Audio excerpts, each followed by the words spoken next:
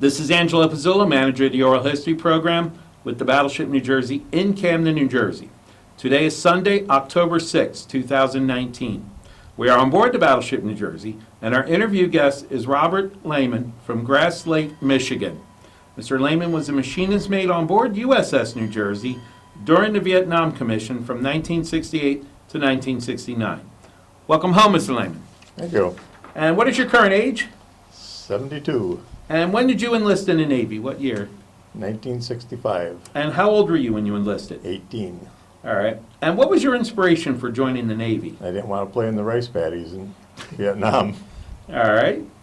Now, from the time you decide to enlist to the time before you go to boot camp, what was the process of enlisting in the Navy? What did you go through and where?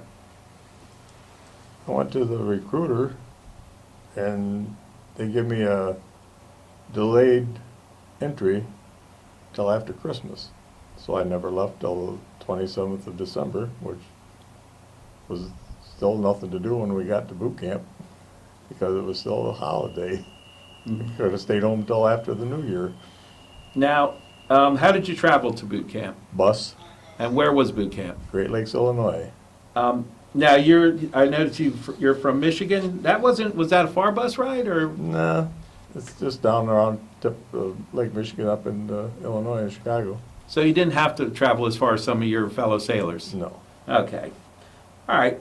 Now, looking back on your boot camp days, do you have any stories you'd like to share about your experience there?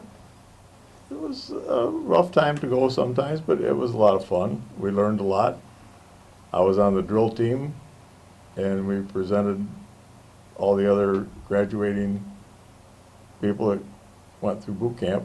At the end of this thing, we were on the drill team for that. So it was not a real hard job for me at the end of the tour of boot camp. All right. I will have to ask you to remove your hat because the shadows are pretty bad. Okay, thank you. All right. Now, after boot camp, do you remember the graduation ceremony and what was that like and what time of year were you doing that? Well, we went through boot camp in the winter because it was 26 below zero when we were in boot camp, and we couldn't go outside. So we had to stay inside, and the only time we got to go out was to go eat. Mm-hmm. And the end of it was, I think, in April, because it had warmed up, everything was still inside. And it was just the end of a regular graduation from like school or anything else. You just went through the motions of what they told us to do, and that was it. And then I got assigned to the LSD, USS Shadwell LSD. No, I went to A school after Right. boot camp. And Excuse me. where did you go to A school and what was your training and what stories do you have from A school? Well, we went to Great Lakes, Illinois, right there at the same place. And I was trained for machinist mate. And we had a lot of parties out on the beach. The guys that lived real close, we always went to his house. His mother was called Ma DeCory.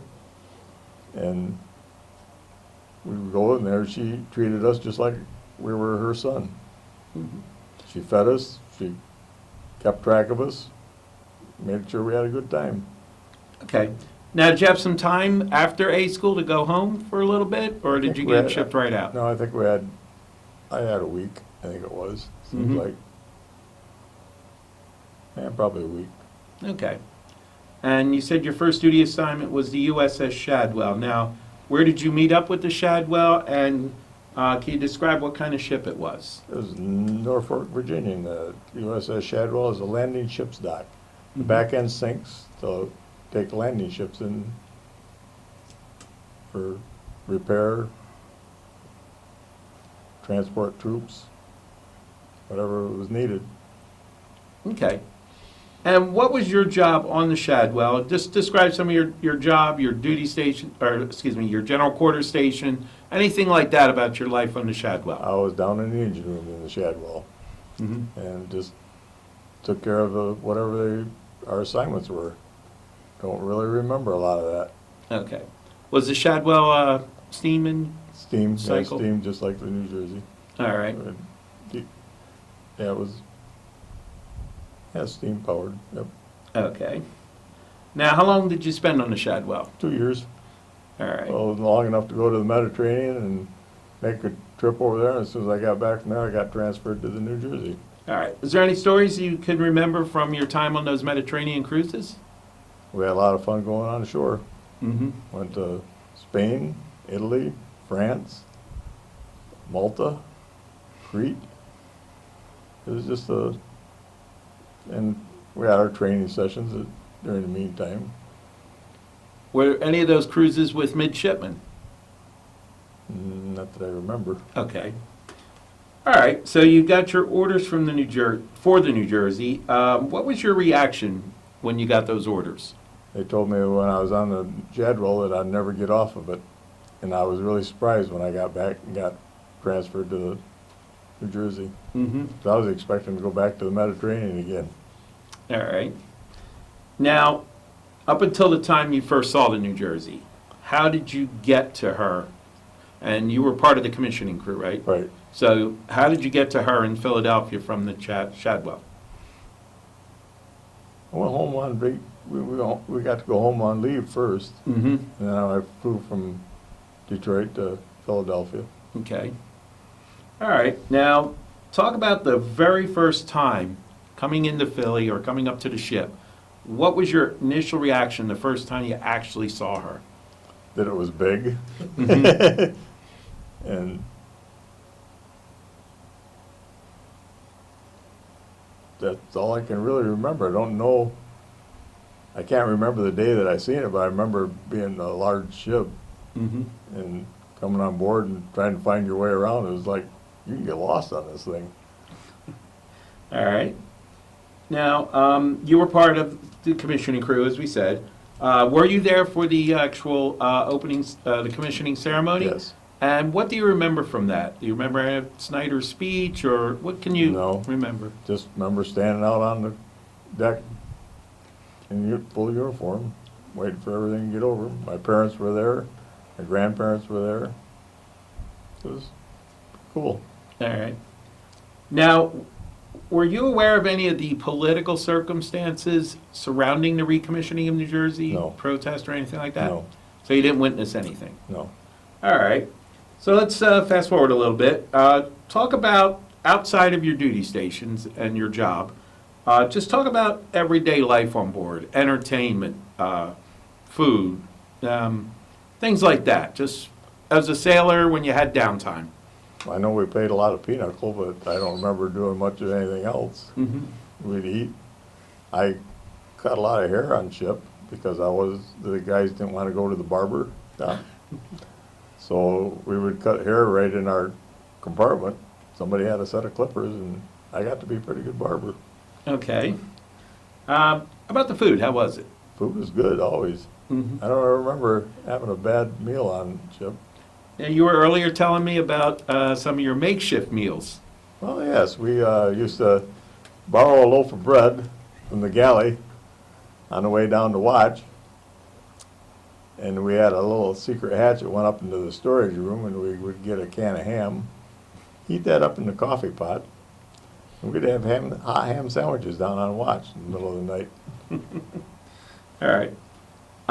Do you remember ever enjoying some of the birthday cake that would happen every now and then with Captain Snyder? No, I don't. I don't really remember that, but it probably happened. Okay. Now, let's talk about your actual job on the ship. You were a machinist mate. Talk about what you did on the ship. When you talk about Shaft Alley, could you give us a description of what that is? And just that kind of thing, just your general work. Not your GQ station or your watch station, unless that's where that was. That's where it was. Oh, so your watch My watch station was in the Shaft Alleys. and general quarters also? Nope, I was in Broadway in general quarters. All right, we'll talk about that then. So give us as much detail about your job and your watch station on Shaft Alley, and what is Shaft The Alley? shaft alleys is where the shafts goes out through the back of the ship to the screws, the propellers. There is a seal that you had to make sure it was adjusted so you got just a little bit of seawater coming in to keep that from overheating. You had a main bearing shaft back there, which was regulated by an oil pump. You had to make sure that stayed cool enough and enough oil going through it to keep that lubricated. You would take your readings every hour, as always, on all the stuff down there, and radio that back up to, or phone that back up to the watch. And you use That the was- sound-powered phone system Yes. on this? Okay. Anything else? That's basically all we did is spend 4 hours down there making sure everything run right back there. All right. If that overheated, it set off an alarm. And after your watch, was that also, what was your general duties? I don't remember anything after the watch except going back up and playing pinochle and sleeping, Okay. All right. eating, sleep. All right, so talk about your duty station, or your general quarter station, excuse me, on Broadway. Where was that located, or what did you do on Broadway during general quarters? We just sat there and waited we were replacements if something happened someplace else. We would go there and replace whoever was taken out. Mm-hmm. So we just sat there hours on end. There's Okay. nothing to do, kept talking to each other. So the idea was if, let's say, something happened in one of the magazines, in the turrets, you would actually replace the bat? Probably. Okay. Never happened, so I don't know. All right. All right. Or probably a damage control incident someplace. Mm-hmm. We would go to that. So you could be part of it, you were trained to be part of a damage control Oh, yeah. team? Everybody was trained for that. Okay. All right, anything else you can remember from that? No, All right. it was pretty boring. All right. Now, is there anything or any particular time during the 120 days on the gun line that you remember? We talked a little bit about the counteroffensive or anything like that that you remember? No, because I was down on Broadway, and that's down there where you don't get nothing. You know, they would tell you where the general quarters started and when it ended. When the 16-inch guns fired, did you feel it down there? Oh, yeah, you could feel that any place on the ship. Broadside was really impressive Did you ever get to go above deck to see them fire? all the time. And what was that like, the first time? See if you can remember the first time you actually saw them in action, the guns. Couldn't see the projectiles the first time, but Mhm. after you got to watch a few times, then you could watch the projectiles go up, but the shock was something else when Mhm. that shock wave hit you. Okay. And that's what if you were if they were shooting the front guns, you could be on the aft part of the ship, or the vice versa. If they were shooting the back gun, you could be up in front. And there was a certain line you couldn't go past. Right. Now, when you first arrived at the Vietnam gun line, was the whole ship on general quarters Yes, when they fired? when they fired. Um, Every time they fired the big guns, you were on general quarters. Do you remember when Captain Snyder actually changed that to where one turret was on call while the rest of the ship was normal? Nope, they never told us anything like that down. Okay. So Down below deck, we didn't learn nothing. We didn't know nothing. Okay. All right. Now, did you ever get to actually meet Captain Snyder in person? Don't remember doing it. All right. But if not, still tell us about his command style and, what it was like to serve under Captain Snyder. Everything ran smooth. That's I know. We had no problems with. I never had any problem with anybody anyway. Mhm. So all I know is everything went smoothly, and it was a good. He was a good captain. All right. So when you were on duty, there was, unless you were in port, what was your uniform, or was it relaxed? Just relaxed, dungarees, Mm-hmm. work shirt. Okay. All right. So let's talk about a couple things, a little lighter subjects. You were on board for the Bob Hope show, and what do you remember from that? It was good. Mhm. And Margaret was great. That's consensus. Yeah. Anything else you remember from the Bob Hope's time on board? Not only from the show itself, but Did you happen to run into any of the performers or No. Mr. Hope himself? No, All right. Anything else you remember from the show? Rosie Greer Mm-hmm. was there. Now, apparently, like to see if we can confirm this, he arm wrestled one of your crew members to a draw. Did you hear about that one? Nope. Okay. If it did, I don't remember it. All right. Now, let's talk about toward the end, before you were coming home. Do you remember being ordered to change course? Sure, we went to North Korea. Okay. How much do you remember from that incident? All I remember was the Pueblo was captured by the North Koreans, and we went up there for backup. Mm-hmm. All right. To show that we were serious about getting our ship back. Okay. And then what happened after that? Finally got to come home. We was All right. on our way. I was on my way home to see her, my wife, which is now my wife, was my girlfriend then. And that was kind of a disappointment when we turned around and went headed for Korea, but we got over it. Okay. Let me backtrack to before the commissioning. Actually, maybe you can help me with this. The ship actually set the Guinness Book of World Records for fastest battleship, so you were on board for that. Do you remember anything from that being down in Shaft Alley? And do you remember the unusual order that Captain Snyder gave after you reached that record? No, only what I was told today. Okay. I don't remember that. It probably happened. I just don't remember that. All right, for the I don't know- record. I don't know if I shut a lot of this memory out because of it being the war, Mhm. but I just don't seem to remember a lot of what I did when I was there. All right. Did you ever get to see Captain Snyder's pools or walk by them? No, Okay. But you knew of their existence? no. Oh, Not okay. till I've seen the pictures. Okay. Now, after you said you came back to Bremerton, Washington, correct? Well, I came back to Long Beach. And then Long went to Beach, I'm sorry, yes. Then went to Bremerton. Were you in Long Beach when the orders came down for decommissioning? Evidently, yes. All right.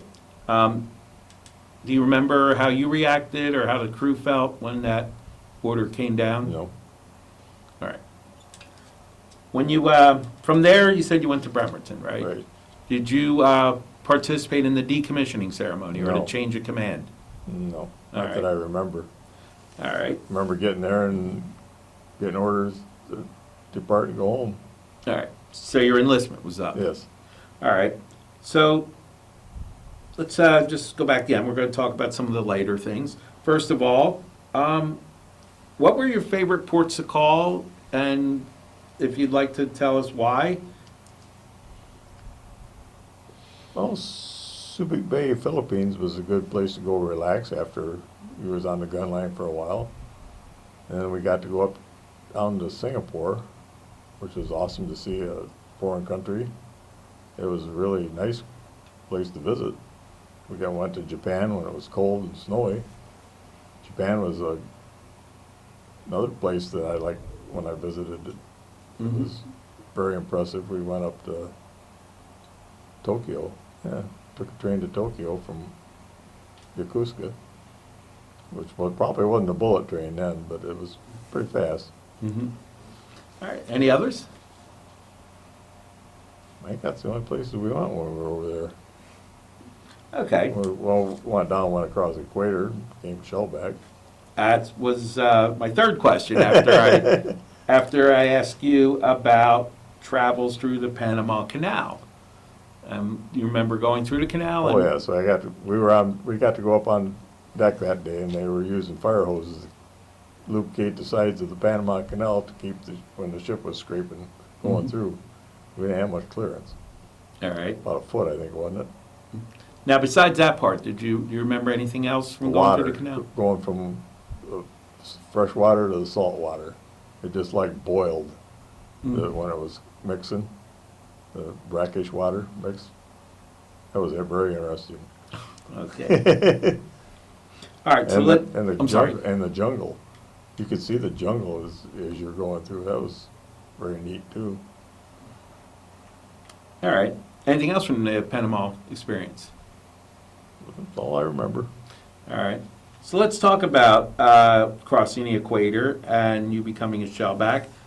Would you like to describe the ceremony that you went through to achieve that title? Yeah, you went to the ceremony. You called through garbage. You got to kiss the cook's belly, which is covered in grease. They give you a shot of this nasty taste and stuff in your mouth, or just add some hot sauce in it.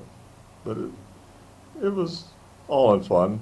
And you got your little paddling when you went through the line at the end, and then you were official shellback.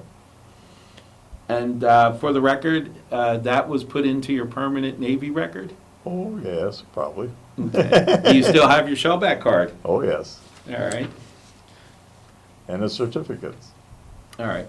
Now, when you got out of the Navy, you were in Bremerton, correct? Yes, What year was that? 1969. All right. Did you have any incidences with those who were against the Vietnam War at that time? No. Okay. And I'm going to fast forward a little bit because I like to do the contrast. When you are self-identified or someone identifies you as a veteran, what's the reaction you get today in 2019? That I was proud to have served. Okay. All right. Now, after you got out of the Navy, where did you go? Let's talk about your personal post-Navy life, family, career. Just give us an overview of I worked that. I worked at an automotive factory before I went in, and when I got back, I went right back to work. Worked there for 40 years, and retired in 2006.